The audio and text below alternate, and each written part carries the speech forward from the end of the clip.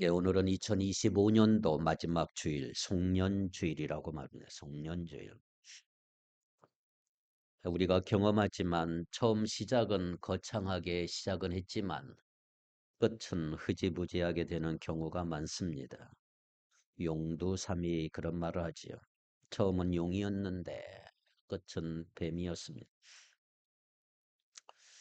예, 오늘은 다른 사람이 아니라 우리 자신을 좀 점검해 보는 그런 시간이 됐으면 합니다.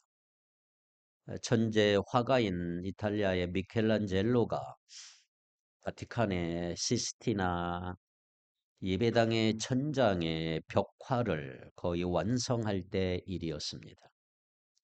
어, 그 이탈리아에 가면 로마 교황청의 천장에 보면 그림이 엄청나게 크게 되어 있습니다. 그걸 시스티나 예배당의 천장화라 그렇게 되어 있습니다. 미켈란젤로가 그린 그림인데 이 작품은 거의 끝난 것으로 보였습니다.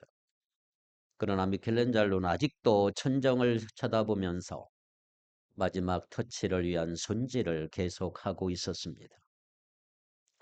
그를 도왔던 조수들 가운데 한 사람이 이제 이렇게 말합니다. 선생님 이제 거의 끝나지 않았습니까? 라고 물었어요. 그때 미켈란젤로는 자네 눈에는 끝난 것으로 보이는가? 내 눈에는 아직 끝나지 않았네. 이렇게 대답했다고 그래요. 그리고 몇 달을 계속해서 그는 이 천장화, 이 작품에 매진하게 되고 마침내 작업은 완전히 끝난 것 같아 보였습니다. 그럼에도 불구하고 그는 여전히 작업 도구를 치우지 않고 계속 천장을 응시하면서 그 장소를 맴돌고 있었습니다. 그러자 또 조수가 이렇게 물었어요. 선생님 이제는 정말 다 끝나지 않았나요? 그때 미켈란젤로는 이런 유명한 대답을 남겼다고 합니다. 그래, 내 눈에는 다 끝났는데 주님 보시기에는 어떨지 모르지. 주님 보시기에는 어떨지 모르지.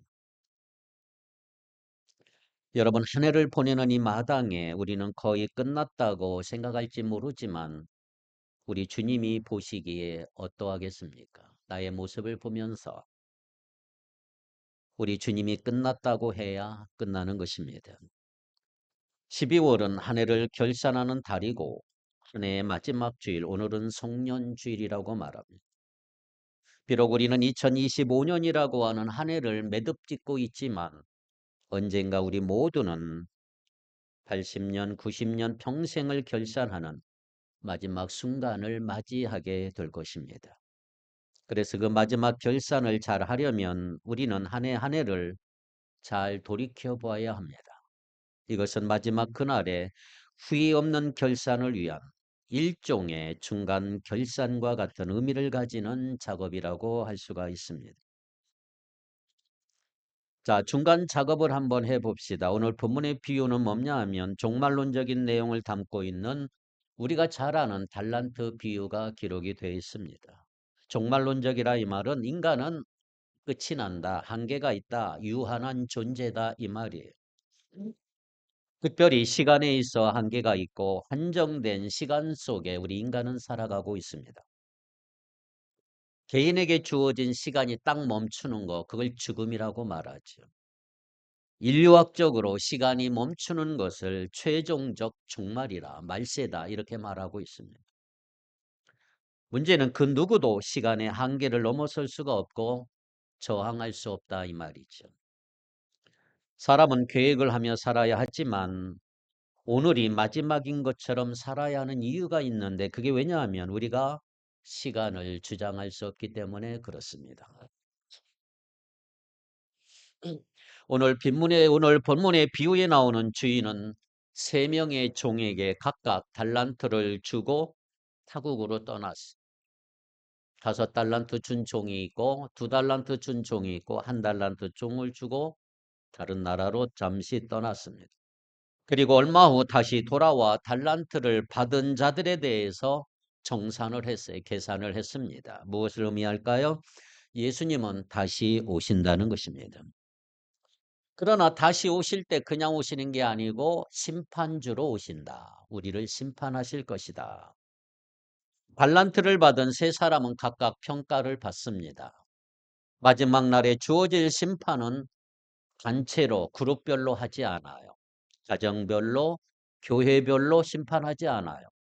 하나님 앞에 우리가 설 때에는 개인적으로 평가를 받는다는 사실을 기억하시기를 바랍니다. 그러므로 내 신앙에 대한 책임은 내가 져야 돼요. 책임 있는 한 사람의 그리스도인으로서 온전히 당당하게 설 수 있기를 바랍니다. 자, 먼저 한 달란트 받은 종에 대한 심판을 먼저 살펴보려고 합니다. 셋 중에서 한 달란트 받은 사람에 대한 평가는 얼마나 혹독한지 몰라요. 왜 이렇게 혹독할까요? 왜 이렇게 가혹한 평가를 내릴까요? 한 달란트 받은 사람은 어떤 사람입니까? 주인에게 한 달란트를 다시 되돌려 줬어요. 그렇게 나빠 보이진 않지요. 요즘으로 보면 어떻게 보면 현명해 보일 수가 있는 거예요. 받은 것을 축내거나 잃어버린 것이 아니기 때문에 자칫하면 오히려 빚을 내거나 마이너스를 만들 수도 있는데 이런 상황에서 그대로 돌려줬다는 것은 나름대로 선방했다 이렇게 말할 수가 있겠지요. 자, 그런데 문제는 뭐냐면 오늘 본문에 보니까 주인으로부터 최악의 평가를 받았다라고 하는 것이 문제이지요. 자, 그렇다면 먼저 달란트 비유가 우리에게 주는 메시지의 골격 아주 중요한 점이 뭘까요?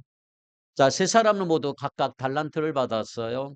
어떤 사람은 5달란트, 어떤 사람은 2달란트, 어떤 사람은 1달란트를 받았어요.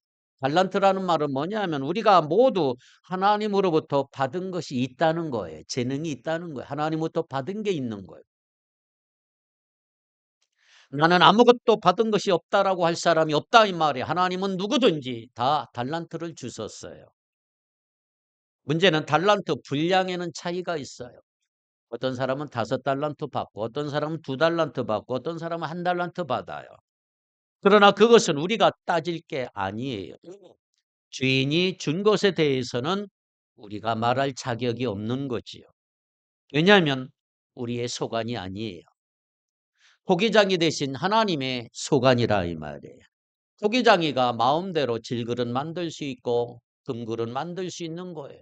나를 왜 질그릇 만들었냐고 나를 왜 금그릇 만들었냐고 우리는 불평할 수가 없는 거. 이건 하나님의 소관인 것입니다. 나는 왜 한국인으로 태어났을까요? 내 외모는 왜 이렇게 이상할까요? 나는 왜 이런 집안에서 태어났을까요? 이건 우리가 다룰 영역이 아닌 거예요. 이건 하나님의 소관인 것입니다. 내가 결정한 것도 아니고 내가 바꿀 수 있는 것도 아니에요. 내가 받은 달란트는 이미 정해진 거예요. 정해진. 여기에 대해서 우리는 왈가왈부하는 것은 의미가 없다는 것을 우선 기억하십시오. 그럼 중요한 게 뭐냐? 나에게 주어진 것에 대한 반응입니다. 반응. 하나님은 나에게 달란트를 줬어요. 몇 달란트는 모르지만 어쨌든 달란트가 있어요. 자, 받은 것을 어떻게 다룰 것인가? 그것이 너무너무 중요한 과제라 이 말이에요. 어떤 사람은 5, 어떤 사람은 셋, 둘, 어떤 사람은 하나. 다 달라요. 받은 거에 대한 다 공평한 하나님이 주신 거예요. 자, 그렇다면 나의 반응은 뭐냐? 이 받은 재능, 달란트를 어떻게 사용해야 하느냐? 이것이 중요한 것이다. 분명한 것은 하나님은 각자에게 무엇인가를 주셨단 말이에요. 하나님은 여러분에게 달란트를 주셨습니다.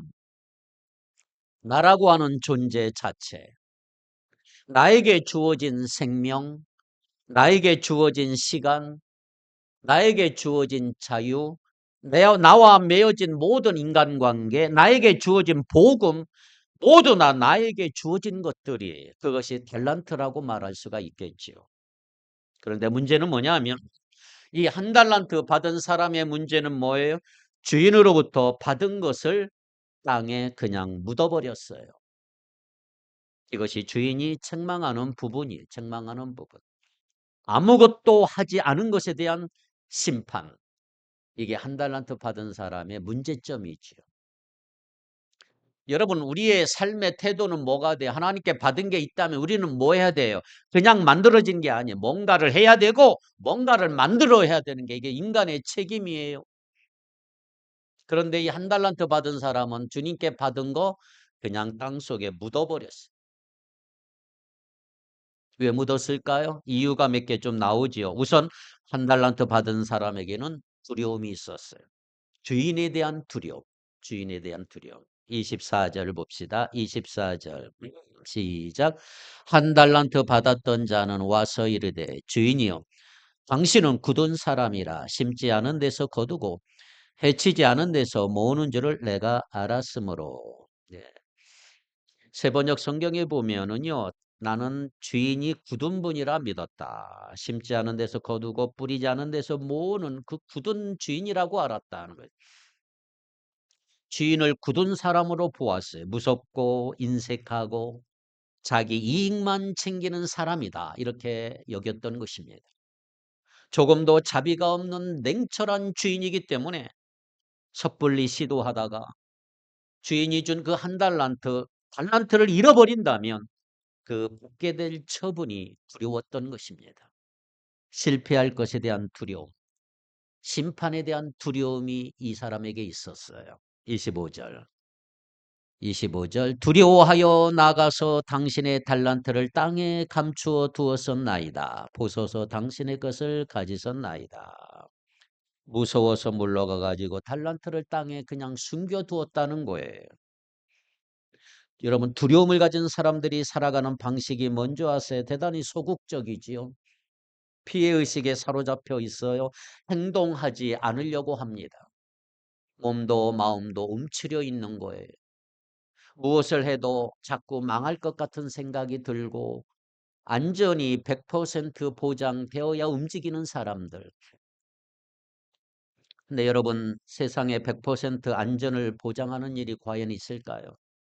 항상 결론이 똑같아요. 안 하는 것이 잘하는 것이다. 이렇게 생각하는 사람이 있어요. 결국 자신에게 주어진 것들을 묻어버렸어요. 심을 줄 모르는 것. 여러분 심는 것과 묻는 것은 달라요. 잘 생각하셔야 합니다. 심는 것이 뭐냐? 심는 것은 재생산입니다. 뭔가 나와요 다시. 그런데 묻는 것은 비생산적인 거예요. 거기는 썩어버리는 것입니다. 오늘날도 모든 것 묻어버리는 사람이 얼마나 많은지 몰라요. 자기 경험, 자기가 가진 자원, 심지어 자기의 감정마저도 묻어버리는 사람이 있어요. 모든 것 억제해버리고 기쁨은 기쁘다, 슬픔은 슬프다고 해야 하는데 안 되는 사람이 있어요. 가장 안 좋은 게 뭐냐? 이 묻어버리는 사람. 이게 가장 무서운 사람. 책임지지 않으려고 하고 삶이 갈수록 좁아지는 사람. 몇 년 전에 코로나 이후에 소극적인 사람들이 꽤 많아졌습니다. 조용히 살겠다고 은둔형이 많아졌지요. 행동 반경이 점점 좁아지고 자기를 찾지 말라 숨어 있는 사람들. 갈수록 모든 것이 축소되는 거예요. 매우 위험한 징조라고 말할 수가 있어요. 자, 그렇다면 그냥 묻어둔 것에 대한 주인의 심판은 무엇일까요? 가지고 있는 것까지 빼앗겨 버렸다. 이게 심판이에요. 자, 30절 보겠습니다. 30절 시작. 이 무익한 종을 갓 어두운 데로 내쫓으라. 거기서 슬피 울며 이를 갈리라 하니라. 아멘. 강제로 격리시켜 버렸어요. 안전한 삶을 추구하려고 묻었었는데 보니까 안전한 삶과 거리가 먼 슬픈 현실이 되고 말았지요. 네, 쫓아버려라. 이 게으르고 악한 종아. 묻어버리면 게으르고 악한 종이 되어버려요. 여러분 계속 쪼그라드는 인생이 있는가 하면 어떤 사람은 퍼져가는 인생이 있어요. 하나님이 원하시는 삶은 퍼져가는 삶이고 더 풍성해지는 삶인 줄 믿습니다. 문제는 우리 안에 있는 이 두려움이란 말이에요. 두려움. 이 두려움은 주인에 대한 오해에서 시작이 돼요. 그는 지금 주인을 의심하고 있잖아요. 주인의 사랑과 주인의 호의를 받아들이지 못하고 있는 거예요. 주인은 굉장히 무서운 사람이라고 착각했어요. 여러분 기억하십시오. 하나님은 인색한 분이 아닙니다. 자비 없는 분이 아니에요. 하나님은 실수를 용납하시는 분이고, 성경 속에서 만난 하나님은 기회를 주시고 또 주시는 분이다. 우리는 하나님에 대한 관점을 좀 바꿔야 돼요. 관점. 두려움에서 벗어나기를 바랍니다. 두려움은 생각보다 아주 무서운 장애물이에요. 문제는 예수 믿는 성도들 안에도 이 두려움이 많아요. 믿음으로 사는 것에 대한 두려움이 있고요. 그러나 여러분, 믿음과 두려움은 상극이에요. 아주 정반대란 말이에요. 믿음은 두려움을 몰아내는 거예요. 몰아내. 그러나 두려움의 포로가 되면 할 일이 없어져요. 두려움에 사로잡히면 내 삶이 고립이 되고 아무것도 못하게 돼요. 여러분, 올 이제 다 지나가지만 여러분, 믿음의 삶은 두려움과 맞서는 것이다. 이걸 알고 가기를 바랍니다. 이제 한 해가 지나고 새로운 한 해가 시작이 될 것입니다. 무슨 일이 일어날지 아무도 몰라요. 미래는 늘 예측 불허예요. 무엇인가 새롭게 시작하려면 모두 다 두려움이 몰려올 수가 있어요. 한 번도 안 걸어본 길, 한 번도 안 본 길을 걸어가는 거기 때문에 두려움이 올 수가 있어요. 그러나 여러분, 믿음은 모험이단 말이에요. 모험. 우리의 인생은 모험이라. 믿음은 한 번도 가보지 않은 길, 갖는 것, 걷는 길이. 그래서 믿음으로 걷는 사람을 향하여 성경은 끊임없이 우리에게 이렇게 말씀하고 있습니다. 두려워하지 말라. 성경을 보면 365번 두려워하지 말라 말씀하고 있습니다. 두려워하지 말라. 하루 한 번씩 두려워하지 마라. 사람이 얼마나 두려우면 두려워하지 말라라고 성경에는 365번이 기록이 되냐. 올해도 하나님이 인도하셨습니다. 내년에도 두려워하지 말고 담대하게 믿음으로 걸어가기를 바랍니다. 자, 오늘 본문에서 주인의 판정이 뭐예요? 26절을 같이 읽겠습니다. 26절 시작. 그 주인이 대답하여 이르되 악하고 게으른 종아, 나는 심지 않은 데서 거두고 해치지 않은 데서 모으는 줄로 내가 알았느냐. 따라합시다. 한번 따라합시다. 악한 것은 게으른 것이고 게으른 것은 악한 것이다. 무슨 말이에요? 악한 것은 게으른 거예요. 또 게으른 것은 악한 거예요. 기독교 역사 속에 내려오는 죽음에 이르는 7가지 죄가 있어요. 과거에 몇 년 전에 7가지 설교를 했습니다. 첫 번째가 뭐예요? 교만. 두 번째가 시기. 세 번째가 분노. 네 번째가 나태. 나태가 게으름이에요. 게으름.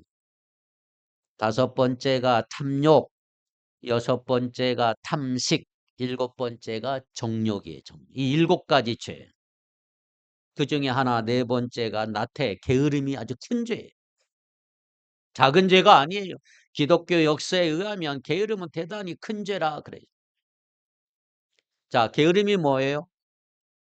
무엇을 행함으로 짓는 죄가 아니고 게으름은 행하지 않는 죄다. 행하지 않는 죄. 게으름은 어디서 출발하는지 아세요? 두려움으로부터 출발해요. 두려움이 있으면 게을러져요. 두려워서 무엇을 안 하려고 하다 보니까 결국은 게을러지는 단계까지 가버려요. 그래서 게으름, 두려움은 게으름으로 연결이 돼요. 하나님에 대한 불신앙이 게을러지게 했다. 요즘에 현대인들이 갈수록 게을러지는 원인 뭔지 아세요? 모든 것이 너무나 편리해요. 너무나 편해. 인터넷으로 모든 것이 다 해결이 돼요. 게을러지게 만들어요. 그런 의미에서 나태 이 게으름은 큰 죄란 말이에요. 무기력하게 만드는 영혼의 병. 그게 게으름이에요. 무관심에서 나오는 무관심. 게으른 사람 보세요. 모든 것을 무관심하게 대하잖아요. 왜 관심이 없느냐? 냉담한 마음 때문에 그래요. 그 안에 사랑하는 마음이 없고 무정하고 냉정한 마음이 있는 거예요. 요즘에 사회적으로 소시오패스, 사이코패스 우리 사회에 많이 듣는데 왜 이런 증상들이 일어나느냐 하면 다른 사람에 대한 관심이 없기 때문에 배려도 없고 무관심한 거예요. 무관심. 자기 아픔만 고통이 있고 다른 사람의 고통에는 전혀 관심이 없어요. 고통하는 사람을 보면 고통하는 마음이 있어야 정상이잖아요. 아, 내 마음이 아프다. 상대방이 아플 때 마음이 아픈 거예요. 타인의 고통과 아픔에 공감해야 정상인데 그것이 없어져 버렸어. 더 나가면 타인의 고통에 관심이 없는 정도가 아니고 타인의 고통에 쾌감을 느끼는 단계로 발전하는 사람이 있어요. 중증이에요, 중증. 그래서 게으름은 간단한 문제가 아닌 거예요. 나 외에 다른 것에 별로 관심이 없으면 아무것도 행하지 않아요. 현대인들에게 발견된 아주 무서운 점입니다. 여기에는 핸드폰도 한 몫을 하지요, 여러분. 핸드폰을 손에 쥐고 눈을 떼지 않아요. 가족이 함께 있어도 식당에 가서 밥을 먹어도 각자 핸드폰을 들여다보고 작은 기계에 시간을 바친 사람의 가슴은 갈수록 싸늘해지는 것입니다. 삶이 갈수록 고립되어져 가고 자신도 모르게 이기적으로 바뀌고 모든 것을 묻어버리는 거예요. 시간도 묻어버리고 뜻한 인간관계도 묻어버리고 자신의 감정도 묻어버리고 기쁨도 슬픔도 눌러버리고 공감의 기능이 다 사라져버려요. 오늘 본문 속의 주인의 평가를 볼까요? 가고 게으른 종아. 게으른 사람은 무정한 거예요. 게으른 사람 사랑할 수도 없어요. 사랑은 여러분 부지런해야 가능한 거예요. 사랑에는 어마어마한 수고가 따르잖아요. 수고가 없이 어떻게 사랑한가요? 사랑하면 가만히 있을 수가 없어요. 생산적이고 창의적인 삶을 사는 것이 사랑하는 것입니다. 그런데 여러분 게으른 삶을 보세요. 메말라 가잖아요. 지루하고 기쁨도 없고 얼마나 비관적인 것. 우울해질 수밖에 없고 자신의 삶을 스스로 파괴하고 우리는 그것을 소멸이라 그래. 소멸. 사라져버리고 없어져버리고 소망이 없어요. 하나님이 주신 것 파묻으면 안 돼요. 재능, 탤런트 주신 거 파묻으면 안 돼요. 파묻어버리는 것은 숨기는 것으로 감추는 것으로 끝나면 얼마나 좋아요? 아니에요. 성경은 그것을 악이라 그랬어. 악하고 게으른 종아. 자, 그런데 5달란트와 2달란트 받은 사람을 볼까요? 16절을 보겠습니다. 16절 25장 16절 시작. 5달란트 받은 자는 바로 가서 그것으로 장사하여 또 5달란트를 남기고. 아멘. 여기서 중요한 것은 뭐냐? 남겼다는 말이에요. 남겼다. 주인이 달란트를 맡긴 목적이 뭐예요? 남기라고 준 거예요. 5달란트, 2달란트, 1달란트 준 것은 가서 장사해서 남겨라. 그래서 5달란트 받은 사람은 5달란트를 남겼어. 2달란트 받은 사람은 2달란트를 남겼어. 그런데 1달란트 받은 사람의 결정적인 실수, 남기지 않았다. 이건 그냥 묻어둬 버렸다. 이게 한 것이다. 자, 1달란트 받은 자에 대한 주인의 책망 27절 같이 읽겠습니다. 25장 27절 시작. 그러면 내가 마땅히 내 돈을 취리하는 자들에게 맡겼다가 내가 돌아와서 내 원금과 이자를 받게 하였을 것이니라 하고. 무슨 말이에요? 하다못해 남에게 빌려주어서 이자라도 받아야 한다 이 말이에요. 어찌 되었든 남겨야 한다 이 말. 남겨야 한다. 그런데 1달란트 받은 사람은 바로 가서 땅을 파고 묻어버렸다. 아무것도 남기지 않았다. 반면에 2달란트, 5달란트 받은 종은 바로 가서 그것으로 남겨 장사를 했다. 여기서 중요한 거 바로 가서 지체하지 않았단 말이에요. 바로 갔다. 바로. 순종하는 사람의 특징은요. 여러분 순발력이 순발력. 순종하는 사람과 불순종하는 사람의 차이는 크지 않아요. 불순종하는 사람도 순종하려고 했어요. 그런데 미룬 거예요. 자꾸 미룬 거예요. 미루면 불순종으로 가는 거예요. 순종은 즉각적입니다. 말씀에 대한 순발력이 중요한 거예요. 여러분, 복 받은 사람들, 나와 다르게 사는 사람들 보세요. 말씀이 주어질 때 순종이 얼마나 빠른지 몰라요. 오래 고민하지 않아요. 또 하나 중요한 거 장사를 했다. 장사를 했다. 장사했다는 건 뭘 의미하지요? 움직였다. 행동했다 이 말이에요. 말로 어떻게 장사합니까? 움직이고 행동한 거예요. 받은 것에 대해 적극적으로 반응했다. 주고받는 행위를 통해서 남기는 것이 장사다 이 말이에요. 그 장사는 생산적이죠. 자기가 가진 것으로 무엇인가를 만들어내야 장사가 가능하잖아요. 좋은 것을 만들어내려면 계속해서 생각하고 움직여야 되고 그것이 나에게 맡겨진 것에 대한 지혜로운 태도라고 말씀드릴 수가 있는 것이죠. 그렇습니다. 오늘 우리의 삶은 주고받는 일을 끊임없이 계속 나는 무엇인가 줄 것이 있고 그것을 받아서 기뻐하는 사람이 있다는 건 대단히 좋은 일이에요. 이것이 주인의 본래 의도라고 할 수가 있어요. 의도. 하나님 우리에게 복을 주시는 분이에요. 하나님의 축복은 풍성합니다. 할렐루야. 요셉이 구약에 보면 요셉이라는 사람이 보디발의 노예가 있어도 그는 복이 있는 자다 그랬어요. 요셉으로 인하여 보디발의 집이 복을 받았더라. 요셉을 통해서 하나님은 복을 주시는 분이심이 드러난 거예요. 하나님의 백성에게만 복을 주시는 게 아니고 그 백성으로 인하여 주변 사람들, 이웃 사람들에게까지 복을 미치게 하는 게 하나님의 의도다 이 말이에요. 그래서 우리는 하나님이 우리에게 주신 것들로 장사하는 사람이 되어야 할 줄 믿습니다. 하나님이 주신 것 가지고 창의성을 발휘해서 계속 남겨야 한다는 거예요. 남겨야 한다. 오늘 우리가 받은 게 얼마나 많습니까, 여러분? 받은 은혜가 많아요. 받은 재능이 얼마나 많습니까? 여러분에게 주신 재능. 나만이 가진 경험이나 기술이 있어요. 근데 그대로 가지고 있으면 묻어 놓으면 안 된다 이 말이. 그대로 가지고 있으면 쪼그라들어요. 확장해 나가길 바랍니다. 하나님의 나라는 겨자씨처럼 점점점 커져가는 거예요. 하나님은 우리에게 주어진 것들을 우리가 지혜롭게 사용하기를 원하신다. 심은 대로 거둔다.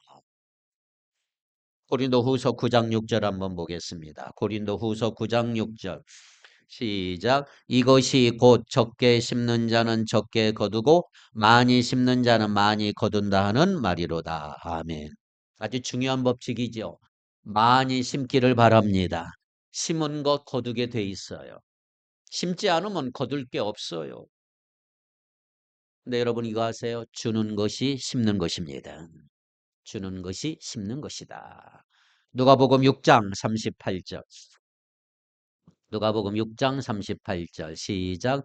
주라 그리하면 너희에게 줄 것이니 곧 구이 되어 누르고 흔들어 넘치도록 하여 너희에게 안겨 주리라. 너희에게 헤아리는 그 헤아림으로 너희도 헤아림을 도로 받을 것이니라. 아멘. 주는 것이 먼저다 이 말. 나는 주지도 않았는데 돌아올 리 없지요. 주기를 바랍니다. 여러분 주는 때 돌아오는 것이 더 많아지는 거예요. 이게 남는 장사다. 남는 장사. 받은 복음을 내가 이웃에게 나누어 주는 게 전도예요. 전도. 나만 예수 믿고 끝났다면 그대로 묻는 것이 되지만 나를 통해서 또 다른 사람이 예수 믿는다면 이긴 것이다. 할렐루야. 내가 누군가를 지속적으로 위로하고 섬김으로 그분이 어려움 중에서 다시 살아나고 그 사람이 자기가 받은 은혜를 다른 사람들에게 나누고 또 다른 사람을 살릴 때 그게 남는 장사가 되는 것이다. 자신과 비슷한 고통과 아픔을 겪는 사람들에게 나만이 가진 경험을 나누면서 돕는다면 그것이 남는 장사다 이 말이에요. 누군가를 내가 용서하면 나도 용서받습니다. 주고받는 원리의 원리. 가만히 가지고만 있지 않아요. 적극적인 삶이에요. 주라, 주라. 가장 유명한 황금률 마태복음 7장 12절 같이 읽겠습니다. 마태복음 7장 12절 시작. 그러므로 무엇이든지 남에게 대접을 받고자 하는 대로 너희도 남을 대접하라. 이것이 율법이요 선지자니라. 아멘. 황금률이죠. 황금률. 엄청난 비밀이 이 안에 들어있는 거예요. 우리는 대부분은 상대가 하는 것에 따라서 반응하잖아요. 내가 받을 것을 먼저 생각하는 것은 굉장히 소극적이고 게으른 거예요. 장사하여 남기는 삶은 다른 것입니다. 나누는 일을 먼저 하길 바라고 먼저 대접하기를 바랍니다. 이게 하나님의 뜻이단 말이에요. 예수님께서 우리에게 보여주신 삶이 뭘까요? 하나님이 우리를 먼저 사랑해 주셨어요. 먼저. 우리에게 먼저 오셨습니다. 우리에게 먼저 복음을 주셨어요. 우리에게 먼저 구원을 주셨어요. 우리에게 말씀을 주셨어요. 우리에게 하나님의 약속을 주셨어요. 소망을 주셨어요. 우리를 위해 생명까지 내어 주셨어요. 하나님은 자기 아들을 아끼지 아니하시고 우리 모든 사람을 위해 내어 주신 줄 믿습니다. 지난주 설명했죠. 마리아는 자신의 가장 귀중한 향유 옥합을 깨뜨려 주님께 드렸어요. 그러나 가룟 유다는 그걸 낭비로 보았지요. 사랑이 뭔가를 모르는 사람은 낭비로 볼 수밖에 없어요. 옥합을 깨뜨린 마리아의 행위가 위대한 게 아니고 그렇게 할 수밖에 없도록 한없는 사랑을 베풀어 주신 예수님의 삶이 위대한 것이다 이 말이에요. 사랑을 받은 자는 능동적인 거예요. 적극적이에요. 적극적인 삶을 살게 하는 거예요. 사랑받으면. 그 자체로 하나님은 사랑의 그 폭발력을 주는 거예요. 폭발력. 그래서 5달란트, 2달란트 받은 사람은 바로 가서 장사를 했잖아요. 바로 가서. 주인에 대한 긍정적인 관점을 가지고 이 달란트를 받자마자 가만히 있을 수 없었던 그 끓는 열정에 그냥 바로 가서 장사를 해서 배나 남기잖아요. 우리가 복음을 경험할 때 그 일이 일어나기를 바랍니다. 하나님의 사랑에 부딪힌 사람은 가만히 소극적으로 살 수가 없어요. 내가 너무나 받은 많은 사랑을 받았기 때문에 게을러질 수가 없지. 내가 받은 사랑을 나누려고 그러고 이게 사랑의 속성은 나누는 거잖아요. 사랑은 주는 것이고 사랑은 나누는 것이고 나누려고 하는 인생은 복이 있다 말이죠. 재산이 많이 있으면 좋지만 내가 재산을 어떻게 써야 하는지 알아야 그것이 복이 된다 이 말이에요. 내가 가진 돈을 어디에 쓸지 모른다면 그 돈은 주인이 없는 돈이에요. 써야 내 돈이에요. 이상한 곳에 투자하다가 한 방에 날아가고 그냥 가지고만 있다면 그건 묻어두는 일이에요. 묻어두는 일. 그래서 달란트 비유는 뭐냐 하면 종말론적이다 그래. 종말론적 신앙. 끝이 와요. 그 끝은 막연한 시간이 아니라 이미 정해져 있는 거예요. 정해져. 인생은 짧고 시간은 얼마나 빠르게 지나갑니까? 올 한 해 벌써 다 지나가 버리죠. 오늘 우리에게 주어진 삶 얼마나 고귀한지 몰라요. 하루하루 시간들이. 가능한 한 주어진 것으로 남기는 여러분 되기를 바랍니다. 파묻으면 안 됩니다. 썩히면 안 됩니다. 무엇이라도 나누어야 한단 말이에요. 가진 것 없다고요? 자세히 생각해 보세요. 내가 받은 거 분명히 있어요. 하나님께 받은 재주 있어요. 하나님이 주신 거 달란트 있어요. 주면 줄 것이 더 생깁니다. 넘치는 곳에 더 넘치도록 주님은 주신다 이 말이에요. 그래서 28절에 보세요. 28절 시작. 그에게서 그 1달란트를 빼앗아 10달란트 가진 자에게 주라. 배가 됐어요. 배가. 29절 무릇 있는 자는 받아 풍족하게 되고 없는 자는 그 있는 것까지 빼앗기리라. 하나님 나라의 원리 갈수록 더 확장되고 풍성해진다. 그렇습니다, 여러분. 우리는 줄 것이 있어요. 주변에 힘들고 지쳐있는 사람들을 일으킬 수 있는 복음이 우리에게 있습니다. 우리가 가진 거 나누어 줄 때 그 영혼 없는 사람 살리는 역사 일어나게 될 줄 믿습니다. 오랫동안 병으로 투병하는 사람도 병을 통하여 받은 은혜 나눌 수 있기를 바랍니다. 그 은혜 나눌 때 또 다른 투병 중에 있는 사람들이 깨달음과 힘을 얻는 그 역사가 일어나게 될 것입니다. 자신이 받은 고통마저도 묻어두면 안 됩니다. 그래서 21절에 이렇게 기록되고 있습니다. 21절을 다 같이 읽겠습니다. 시작. 그 주인이 이르되 잘하였도다 착하고 충성된 종아, 내가 적은 일에 충성하였음에 내가 많은 것을 내게 맡기리니 내 주인의 즐거움에 참여할지어다 하고. 아멘. 이것이 구원이고 이것이 천국입니다. 한 달란트 받은 자와 얼마나 대조적입니다. 사랑하는 성도 여러분, 한 해의 마지막 주일이 올 한 해 여러분 어떻게 살아오셨나요? 오늘 본문에 보면 나는 어떤 형태로 살아왔는지 자신을 한번 되돌아보는 시간이 되면 좋겠습니다. 이제 한 해가 시작될 것입니다. 그러나 그냥 시작되는 게 아니고 그냥 해가 거듭되는 것이 아니라 하나님이 한 해를 우리에게 선물로 주시는 것입니다.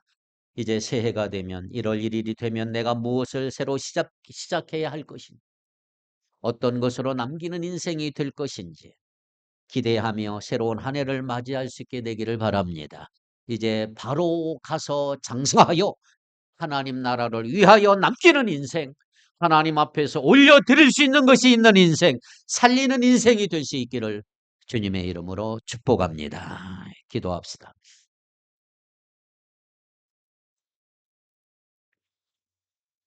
거룩하신 하나님, 달란트 비유를 통해 나에게 주신 은사를 깨닫게 하시고 세상의 욕심이 아니라 주님의 영광을 위해 배가 되도록 사용하며 충성된 종으로 주님 앞에 서기를 원합니다. 한 달란트가 결코 작거나 적지 않음을 잊지 않게 하시고 몇 달란트 받았나는보다는 받은 달란트를 어떤 태도로 살며 어떤 삶을 살았는지 더 정직하게 돌아보기를 원합니다.